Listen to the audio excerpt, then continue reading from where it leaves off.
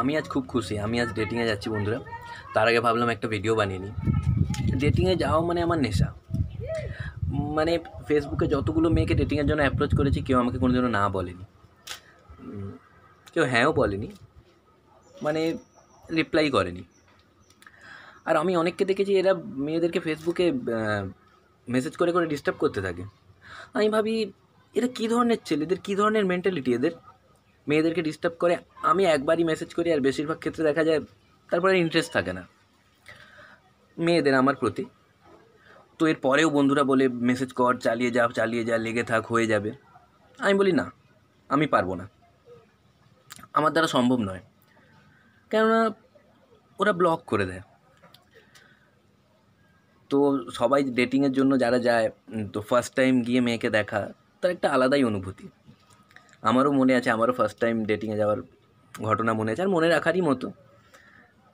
ফার্স্টে তো ফেসবুকে মেয়েকে পটানো, তারপরে ডেটিংয়ের জন্য মেয়েটা রাজি হয়ে যাওয়া, তারপর ডেটিংয়ের দিন আমার রেস্টুরেন্টে 2 ঘন্টা আগে পৌঁছে যাওয়া, তারপর দূর থেকে মেয়েটার আমাকে দেখে ঘুরে চলে যাওয়া,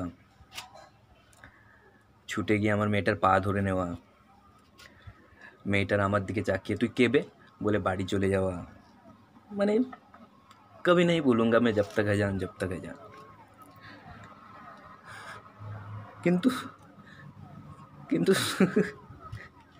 কিন্তু স্কুলে আমি প্রচণ্ড স্টার্ট ছিলাম। স্কুলে আমাদের স্কুলে সব থেকে সুন্দর মেয়ে পড়তো, ও আমার গার্লফ্রেন্ড ছিল। তো আমাদের রিলেশনের ব্যাপারটা আমি ক্লাসের সবাইকে বলেছি, জাস্ট ওই মেয়েটাকে বলতে ভুলে গেছিলাম, ও জানতো না।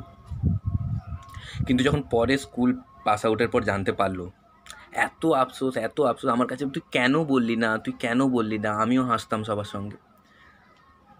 না, আমার এখন যে গার্লফ্রেন্ড আছে ও খুব ভালো বন্ধুরা। ও বাকি মেয়েদের থেকে একটু আলাদা। অনেক মেয়েরা কী হয়, ছেলেদেরকে রূপ, গুণ, টাকার জন্য পছন্দ করে। আমার গার্লফ্রেন্ড এখন রূপ, গুণ, টাকার এগুলোও দেখে না, কেননা আমার নেই। বন্ধুরা, আমার এখন মেসেজ চলে এসছে, 100 টাকা তো পাঠিয়ে দিয়েছি, তাড়াতাড়ি বাইকে চড়ে যাবে। তো আমাকে যেতে হবে এখন ডেটিংয়ের জন্য, আমি এখন আসছি।